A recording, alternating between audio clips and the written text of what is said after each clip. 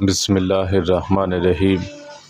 سیدنا سعد بن وقاص رضی اللہ تعالیٰ عنہ روایت کرتے ہیں، رسول اللہ صلی اللہ علیہ وسلم نے سیدنا حضرت علی رضی اللہ تعالیٰ عنہ سے پوچھا، تم خوش نہیں ہو اس بات سے کہ تمہارا درجہ میرے پاس ایسے ہے جیسے حضرت ہارون علیہ السلام کا حضرت موسیٰ علیہ السلام کے ساتھ تھا؟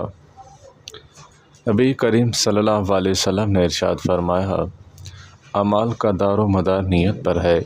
مسلمان وہ ہے جس کے ہاتھ اور زبان سے دوسرا مسلمان محفوظ ہو۔ چغل خور جنت میں داخل نہیں ہوگا۔ پاکیزگی ایمان کا حصہ ہے۔ آدمی کا چچا اس کے باپ کی مانند ہے۔ مائیں اور یتیم کی کفالت کرنے والا جنت میں ساتھ ساتھ ہوں گے۔ اللہ تعالی ہم سب کو عمل کرنے کی توفیق عطا فرمائے۔ وآخر دعوانا ان الحمد للہ رب العالمین۔